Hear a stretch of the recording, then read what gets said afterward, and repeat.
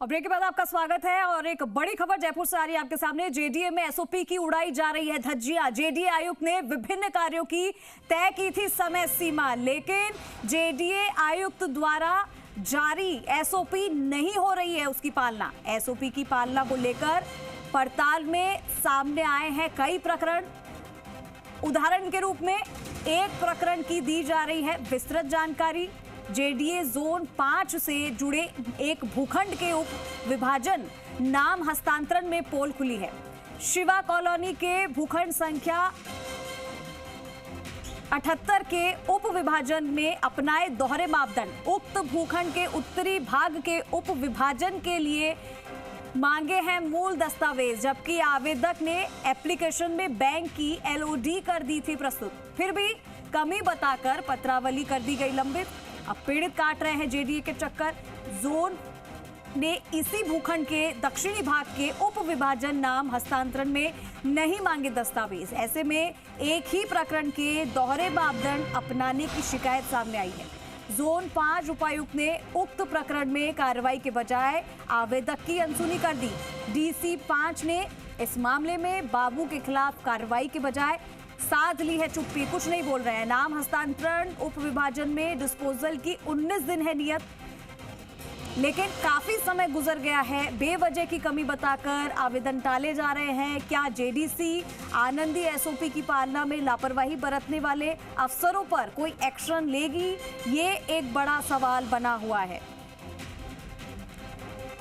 तो देखिए, हालांकि सवाल कई सारे हैं, लेकिन इसके जवाब भी हम पूछेंगे क्योंकि जेडीए में एसओपी की खुलेआम धज्जियां उड़ाई जा रही है। जेडीए आयुक्त ने कई कार्यों की समय सीमा तय कर दी थी, लेकिन जेडीए आयुक्त द्वारा एसओपी जारी नहीं की जा रही है, ना तो उसकी पालना की जा रही है। एसओपी की पालना को लेकर भी पड़ताल में सामने आए हैं कई तरह के प्रकरण। उदाहरण के रूप में जैसा कि हमने आपको बताया कि एक ही प्रकरण की दी जा रही है विस्तृत जानकारी। जेडीए जोन 5 से जुड़े एक भूखंड के उप विभाजन नाम हस्तांतरण में पोल खुलती नजर आई, जहां शिवा कॉलोनी के भूखंड संख्या 78 के उप विभाजन में अपनाए गए हैं दोहरे मापदंड।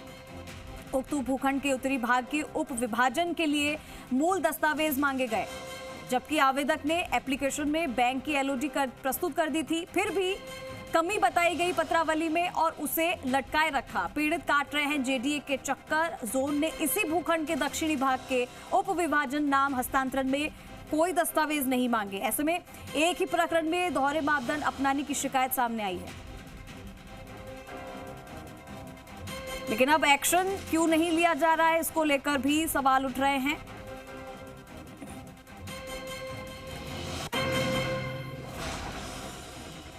चलिए, हमारे साथ राम सिंह राजावत जुड़ गए हैं हमारे सहयोगी। ज्यादा जानकारी के लिए सीधा रुख करेंगे। राम सिंह, जेडीए में एसओपी की खुलेआम धज्जियां उड़ाई जा रही है क्योंकि कई सारे काम हैं जो लटकाए जा रहे हैं। समय सीमा भी तय कर दी गई है, उसके बावजूद भी काम नहीं हो रहे हैं। जेडीए आयुक्त ने विभिन्न कार्यों की तय कर दी थी समय सीमा। पहले तो बताइए कि पूरा ये मामला क्या है और अभी तक इसमें क्यों सुनवाई नहीं हो रही है?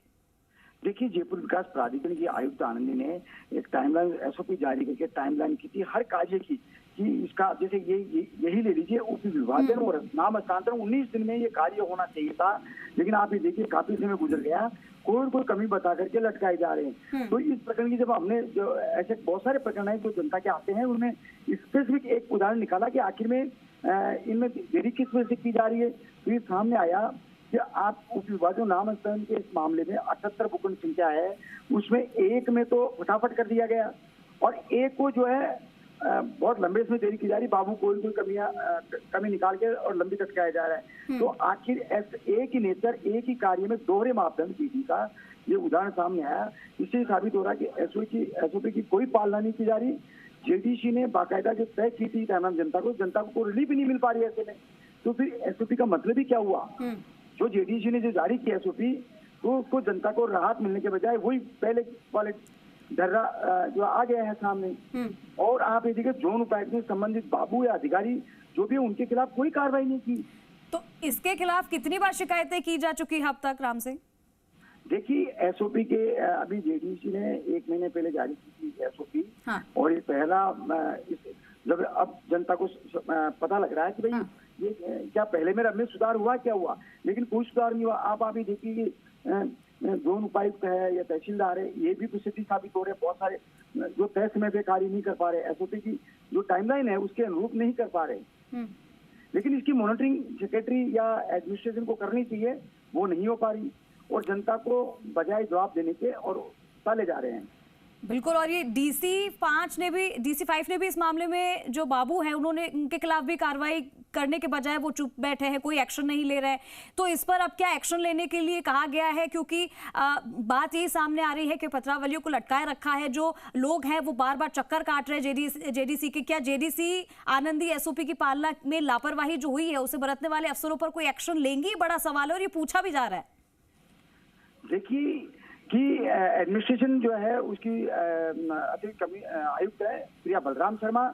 जब ये मामला सामने आया, प्रिया बलराम शर्मा को तत्काल संबंधित बाबू अधिकारियों के खिलाफ कार्रवाई करनी चाहिए और दोनों उपायुक्त भी चुप्पी आखिर क्यों संरक्षण दे रहे हैं ऐसे लापरवाही बरतने वाले कर्मचारी या अधिकारियों के खिलाफ तत्काल कार्रवाई करनी चाहिए।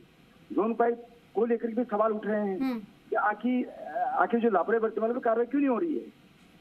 ठीक है राम सिंह, बहुत शुक्रिया आपका इस तमाम जानकारी के लिए। तो देखिए, लापरवाही बढ़ती जा रही है लेकिन अब तक एक्शन क्यों नहीं लिया जा रहा है, कार्रवाई क्यों नहीं हो रही है, बड़ा सवाल बना हुआ है। लेकिन अब देखना ये होगा कि अगर एक्शन होता है तो कब होता है।